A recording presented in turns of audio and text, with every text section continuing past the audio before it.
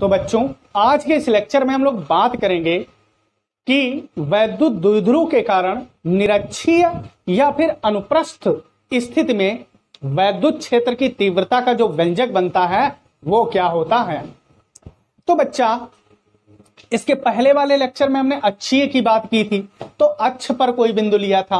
अब कहां लेना है हमको, निरक्ष, यानी कि कहां, निरक्ष पर बिंदु लेना है, यानी कि निरक्षीय स्थिति में लेना है। तो सबसे पहले तो वही काम कि कोई वैद्युत द्विध्रुव है। तो बच्चा ले लेते हैं, हमने कहा कि ये हमारा कोई वैद्युत द्विध्रुव ए बी है।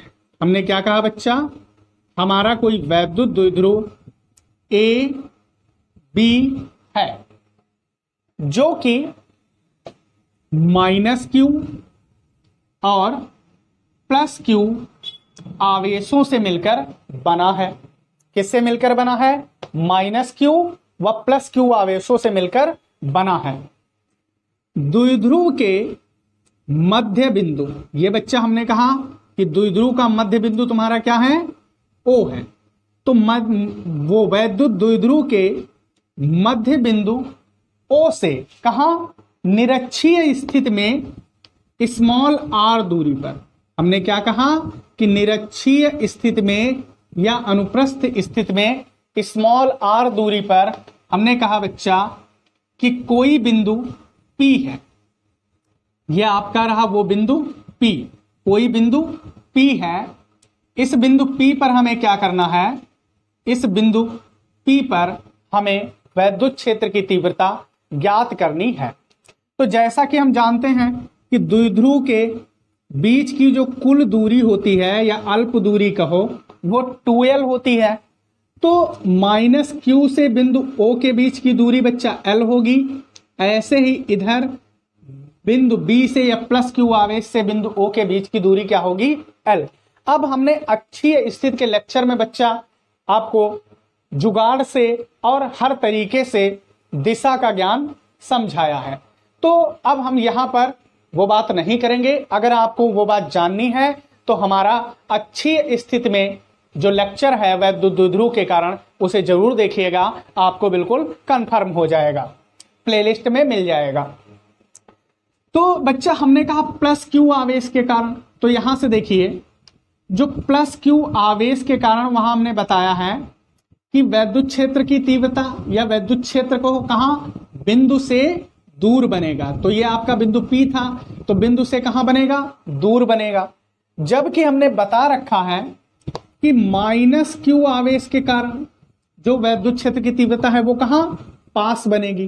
तो अब आप ही देखिए, P से दूर ये है और बिंदु के पास, तो पास यहीं कहीं पर तो बनेगा। तो हमने क्या कहा कि जो +q आवेश के कारण बनी उसको हमने नाम दिया E1। क्या दिया, वैद्युत क्षेत्र की तीव्रता को नाम E1।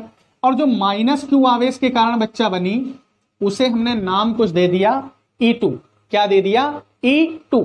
अब यहां से एक बात और आपको देखना है, वो ये है कि E1 और E2 ये क्या है, परिमाण में तो बराबर है, परिमाण में क्या है, बराबर है, तो हम कह सकते हैं, लेकिन दिशाओं में क्या है, विपरीत है। बच्चा क्या है, विपरीत है।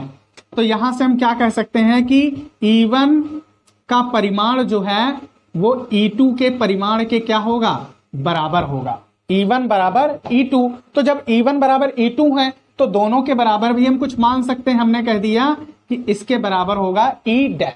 ऐसा हमने मान लिया कि E1 का परिमाण बराबर E2 का परिमाण बराबर किसके है, E' के। किसके बराबर है बच्चा, E' के।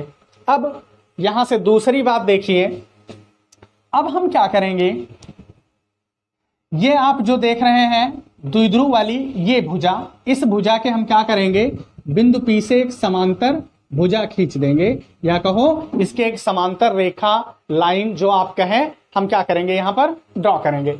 अब दूसरी बात, ये जो E1 और E2 मिले हैं इन्हें हम क्या करेंगे, दो कंपोनेंट में रिजॉल्व करेंगे, मीन्स दो घटकों में तोड़ देंगे ठीक है, या कहो दो कंपोनेंट में क्या करेंगे, इनको स्प्लिट कर देंगे, कुछ भी कहो। तो E1 के दो घटक, अब बच्चा घटक तो तुम जानते ही होगे, घटक दो होते हैं, कौन से, एक तो क्षैतिज घटक, दूसरा ऊर्ध्वाधर। तो ऊर्ध्वाधर जब खड़ा हो जाए तो ऊर्ध्वाधर, और जब लेटा हो तो क्षैतिज। तो E1 के वो दो घटक बच्चा कौन से बनेंगे, अब एक तो बनेगा ऊर्ध्वाधर घटक, वो क्या होगा, E1 साइन थीटा, और इधर से E1 का जो क्षैतिज घटक होगा बच्चा, वो क्या होगा, E1 cos theta, E1 cos theta, क्योंकि क्षैतिज घटक हमने क्या कहा होता है, cos थीटा, तो ये होगा E1 cos theta, E1 cos theta.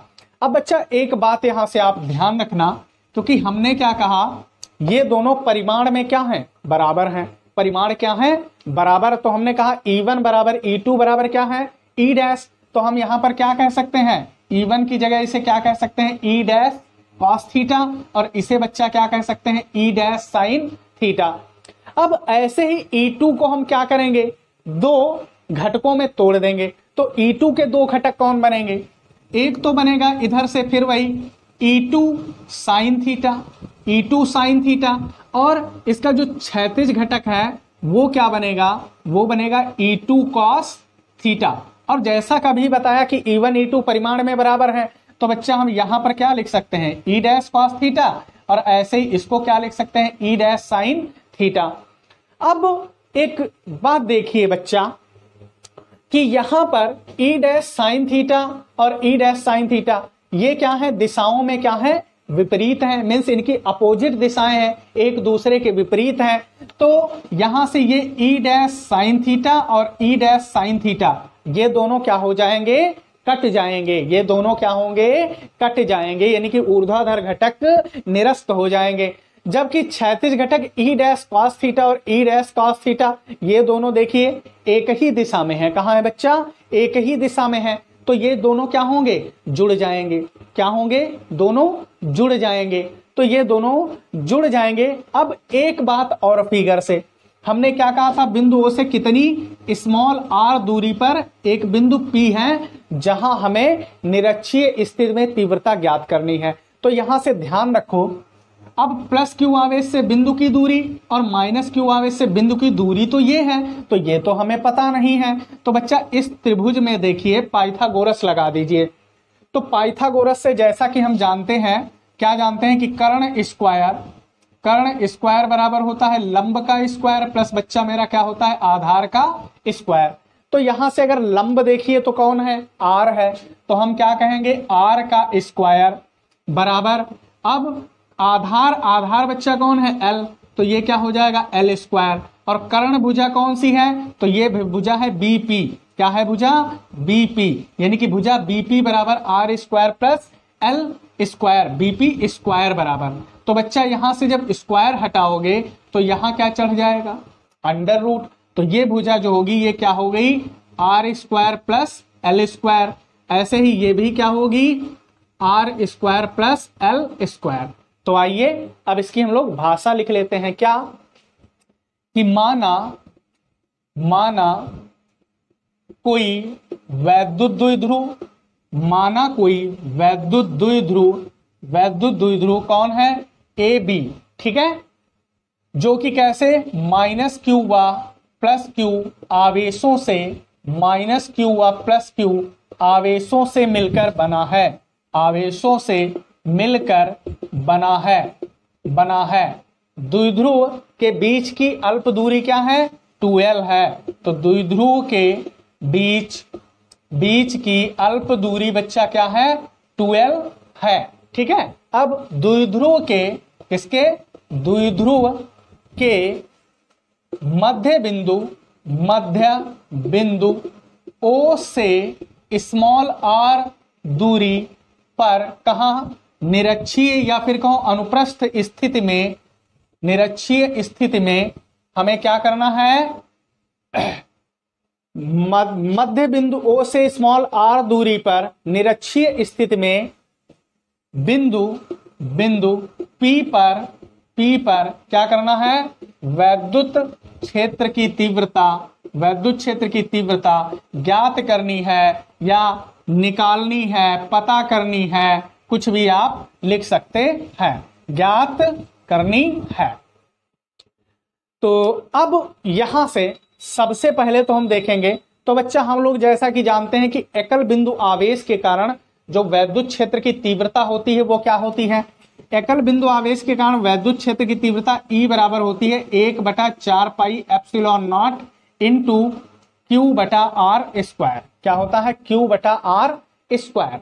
अब यहां से हम देखेंगे कि सबसे पहले तो हम इसका परिमाण ही निकाल देते हैं, जो हमने E1 बराबर E2 बराबर E डैश कहा है, तो E का जो मैग्नीट्यूड होगा यानी कि परिमाण होगा वो बच्चा कितना होगा। तो देखो E बराबर हमने कहा magnitude of E 1/4 pi epsilon not into Q by R square होता है। लेकिन R यहां पर है क्या, R यहां पर है क्या, तो R जो है वो आवेश से बिंदु की दूरी। तो बच्चा देखिए जो दूरी ये है वही दूरी ये है, तो हम यहां पर इसका सीधे मैग्नीट्यूड फाइंड कर सकते हैं। तो E का मैग्नीट्यूड क्या बना, E equal 1/4 pi epsilon not into Q by R square. लेकिन दोनों के बीच की दूरी क्या है, एक ही है, तो R यहां बनेगा कितना, ये बनेगा बच्चा under root R square plus क्या है L स्क्वायर का क्या है होल स्क्वायर। यह काम करिए क्योंकि हम लोगों ने बच्चा कर्ण स्क्वायर बराबर निकाला था ना, कर्ण स्क्वायर बराबर क्या निकाला था, लंब स्क्वायर प्लस आधार स्क्वायर। चाहो सीधे रख दो या ऐसे कह लो जैसे कहना चाहो।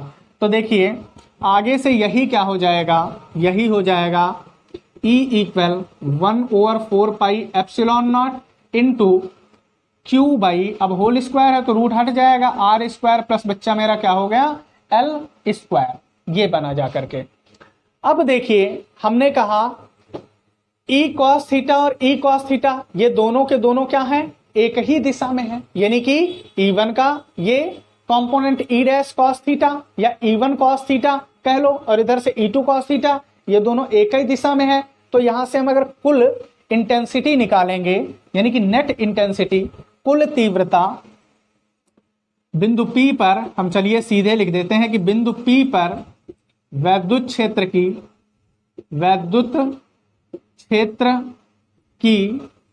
कुल तीव्रता,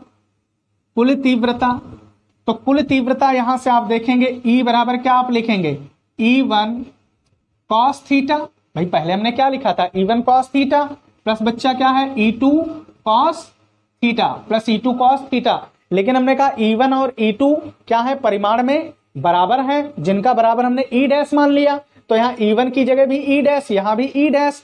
तो अगर ध्यान से देखें बच्चा तो आप कहेंगे कि E बराबर E डैश cos थीटा और प्लस क्या हो जाएगा E डैश cos थीटा।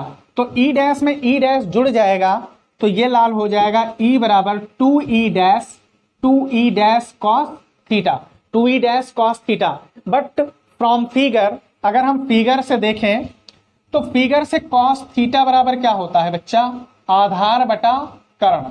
क्या होता है, cos थीटा बराबर आधार बटा कर्ण। तो cos थीटा बराबर यहां से देखो आधार कितना है, आधार है L, क्या है L बटे कर्ण, कर्ण कितना है R square plus L square, वो भी अंडर रूट में।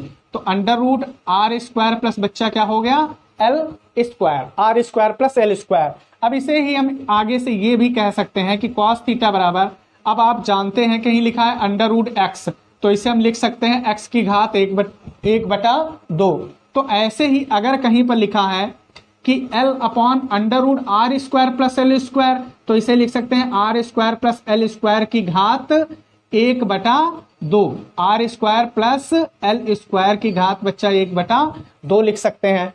तो यहां पर आप देखिए ये इसके बाद में क्या हो जाएगा E बराबर, तो ये 2E डैश cos थीटा, तो 2 तो वैसे ही रखो इंटू E डैश, तो E डैश। अब अभी हमने E फाइंड किया था बच्चा, क्या फाइंड किया था E, आप चाहो तो इसी को कह दो E डैश कह लो, ठीक है, इसको कह लो E dash, magnitude of E dash.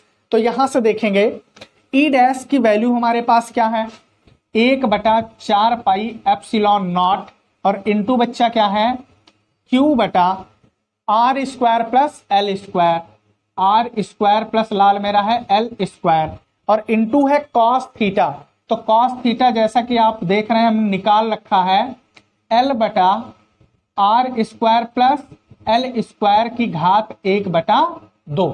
अब ध्यान से देखो यहां पर इसकी घात कितनी है 1 और यहां क्या है 1/2।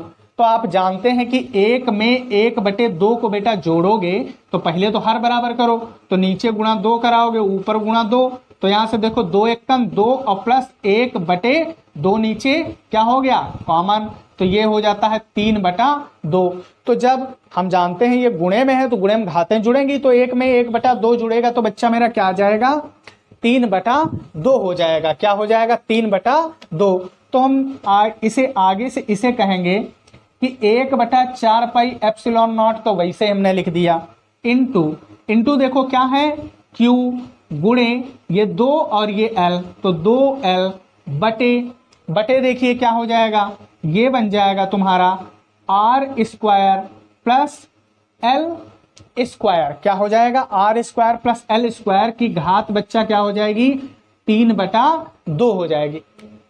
इसके बाद E बराबर 1/4 पाई एप्सिलॉन नॉट, वैसे ही लिख लो इनटू, अब जैसा कि हम जानते हैं वैद्युत द्विध्रुव आघूर्ण से कि बट क्या किसी एक आवेश तथा दोनों आवेशों के बीच की दूरी का गुणनफल वैद्युत द्विध्रुव आघूर्ण P के बराबर होता है।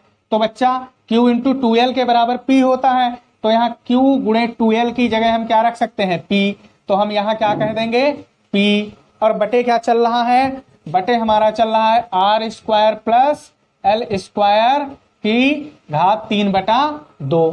अब जैसा कि बच्चा अगर देखिए हमने बैक लेक्चर में भी बताया L देखिए इतना सा है, लेकिन P देखिए बहुत बड़ा है, यानी कि R की तुलना में L का मान क्या है बहुत छोटा है। तो हम यहां लिख देते हैं कि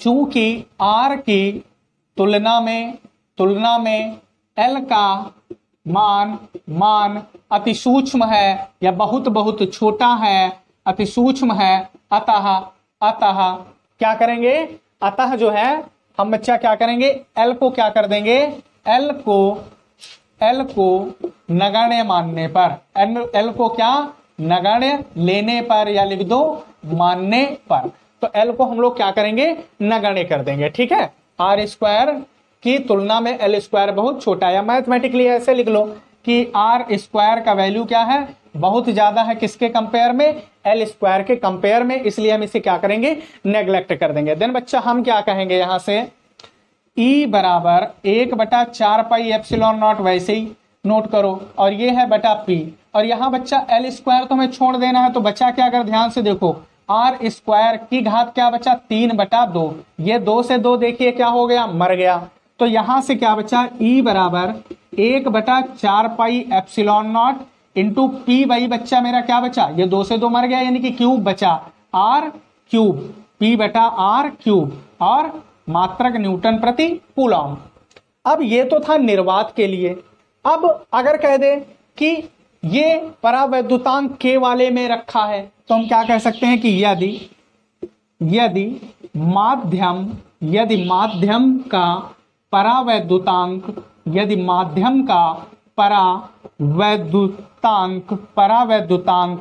K हो, तब ऐसा अगर प्रश्न पूछ देता है ऐसे, तो ये बढ़ा देना, कह दे कि परावैद्युतांक K वाले माध्यम में रखा है, तब जो है अनुप्रस्थ स्थिति में वैद्युत क्षेत्र की तीव्रता का व्यंजक, तो ये निर्वात तक यहाँ निकालना ना, फिर इसके आगे ये लिख के बढ़ा देना, तब बेटा क्या बन जाएगा E बराबर 1/4 पाई एप्सिलॉन नॉट और K यहाँ बढ़ा देना इंटू ये P बाई क्या हो जाएगा R क्यूब हो जाएगा, P/R क्यूब। और ऐसे ही हमने अक्षीय स्थिति का व्यंजक निकाला है, उसमें केवल निर्वात के लिए ही बताया है, तो उसमें भी अगर बच्चा आ जाए तो यही लाइन लिख देना कि यदि माध्यम का परावैद्युतांक कैपिटल K हो तब, और फिर लिख करके क्या कर देना उसमें भी E बढ़ा देना, जो हमने अक्षीय स्थिति में किया है। तो अक्षीय स्थिति में जो आया था वो आया था E बराबर 1/4 पाई एप्सिलॉन नॉट इंटू बच्चा था 2P/R क्यूब, तो यहाँ पर K बढ़ा देना, तो वो अक्षीय स्थिति में तुम्हारा किसके परावैद्युतांक K के माध्यम के लिए हो जाएगा। ठीक है, तो अगर अब बच्चा ये क्या, तो हमने तुम्हारा अक्षीय स्थिति के लिए भी परावैद्युतांक K का बता दिया, क्योंकि उस वाले लेक्चर में हमने ये बात छोड़ दी थी या कोई छूट गई थी। ठीक है, तो अगर आ जाए क्वेश्चन कभी कभी तो बढ़ा लेना। तो ये बच्चा हमारा था निरक्षीय स्थिति में वैद्युत क्षेत्र की तीव्रता या कहूं अनुप्रस्थ स्थिति में वैद्युत क्षेत्र की तीव्रता का व्यंजक। ठीक है बच्चों, तो बच्चों हम आशा करते हैं कि हमारा वीडियो आपको पसंद आया होगा। अगर हमारा वीडियो आपको पसंद आया है तो वीडियो को लाइक करिए, शेयर करिए, चैनल को सब्सक्राइब करिए। और आज के इस लेक्चर में बस इतना ही, मिलते हैं अगले लेक्चर में। धन्यवाद।